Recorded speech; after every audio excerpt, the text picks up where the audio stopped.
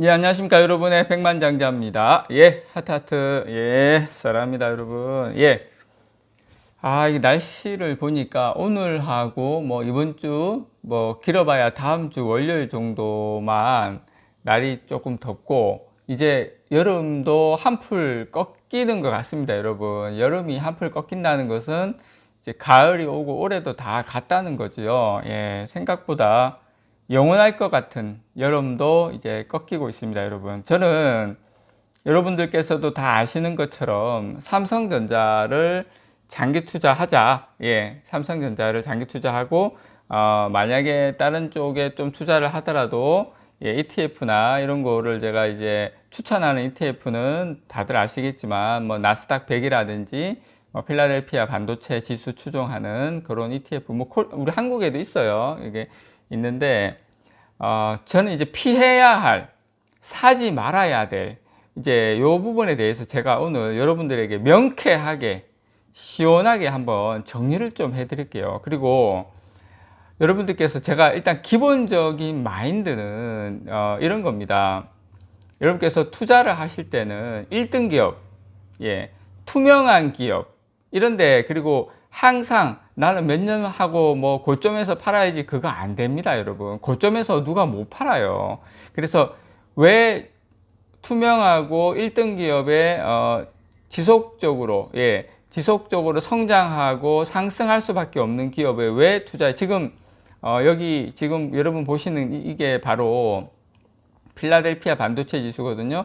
지속적으로 우상향하죠. 이런 어떤 지수를 투자하더라도, 이런 지수 기업에 투자하더라도 무조건 전 세계 1등 하는 기업, 그런 데 투자를 해야 됩니다. 자, 요게 바로 지금 이제 중국 기업인데, 중국 기업의 나스닥에 상장됐었던 루이싱 커피, 이게 제2의 스타벅스라는, 중국판 스타벅스라는 루이싱 커피인데요.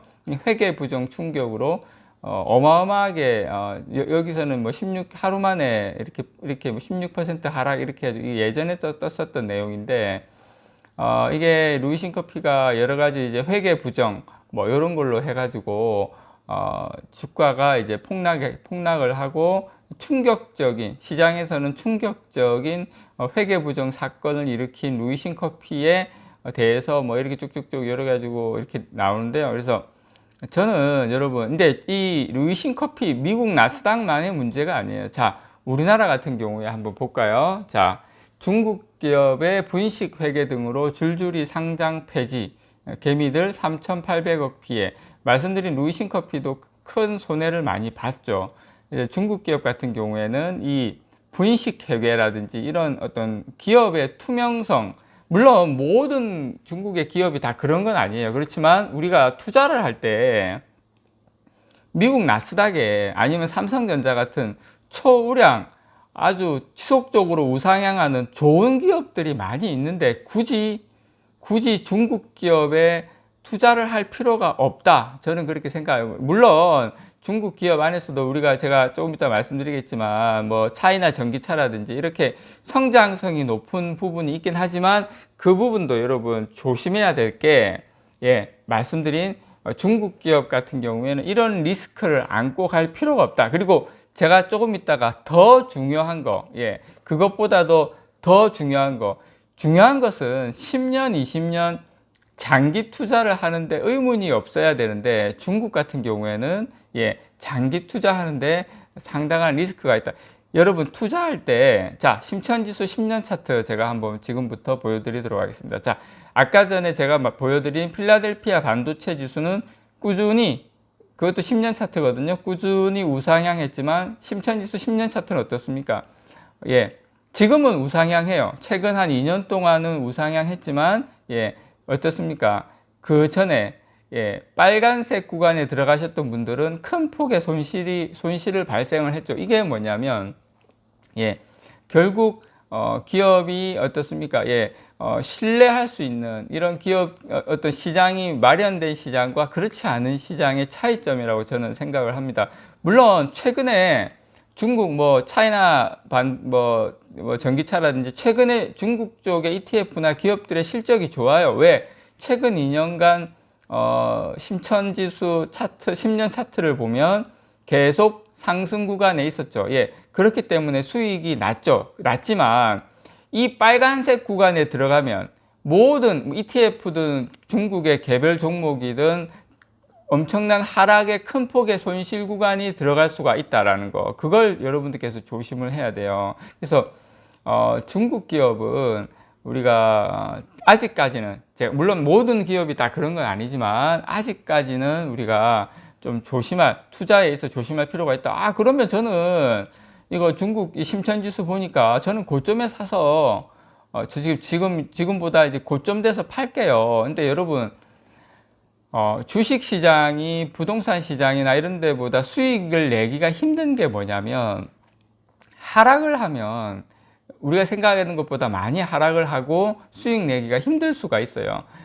많은 수익을 내는 것보단 리스크가 적은데 투자하는 게 어떤 주식 투자의 정석입니다, 여러분. 그래서 저는 제가 사실은 이런 어떤 내용을 올리면 저도 사실 인기가 조금 미리 안 사신 분들은 상관이 없겠지만 이미 사신 분들 입장에서 봤을 때는 그렇게 좋은 내용이 아니기 때문에, 그렇지만 제가 요걸 좀 먹게 되더라도 제 소신껏 여러분들이 투자를 아직 안 하셨던 분이나 아니면 이미 투자하신 분들이 조금 주의를 하시면서 볼 필요가 있다라는 것 때문에 제가 부득이하게 이런 영상을 올립니다. 그래서 중국 기업 같은 경우 최근 어떻습니까? 중국 정부에서 최근에 플랫폼 기업에 또 이제 규제가 막 들어가고 이렇게 하니까 폭락을 하죠. 그래서 저는 개인적으로 만약에 전 세계 시장에 아무것도 없어, 중국밖에 없어, 그러면은 이렇게라도 투자를 하고 해야 되겠지만, 미국이라는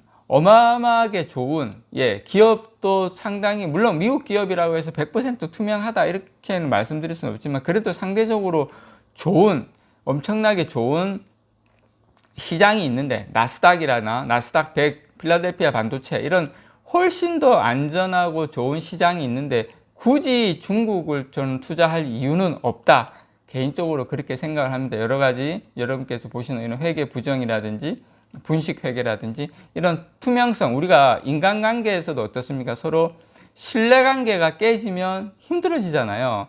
마찬가지로 좀 그런 경향이 높을 확률이 높다. 그리고 심천지수를 여러분 보셔서 아시겠지만 상승 구간일 때는 돈을 벌지만 이 하락 구간이 딱 접어들면 우리가 언제 하락 구간이 접어들고 언제 폭락할지 모른다는 거죠. 그렇게 되면 주식은 하방 경직이 좋은 상품이 좋은 거예요. 왜냐하면 내가 언제 어떻게 팔지를 모르기 때문에. 그렇게 되면 여러분, 이게 하락 구간에 들어가면 이거 잘못했다가 들고만 있게 되면 오히려 먹었던 수익이 다 손실로 갈 수도 있다. 이게 어떻게 될지 모른다. 그래서 필라델피아 반도체 지수나 나스닥 100처럼 다우존스나 꾸준히 우상향하는 시장, 그리고 꾸준히 우상향하는 기업에 투자하는 게, 안정적인 신뢰받을 수 있는 기업에 투자하는 쪽이 훨씬 유리하다. 이렇게 심천지수처럼 이렇게 지난 10년 동안 상승할 때는 좋아요. 상승할 때는 잘 먹지만 막상 하락 구간에 들어가면 이렇게 큰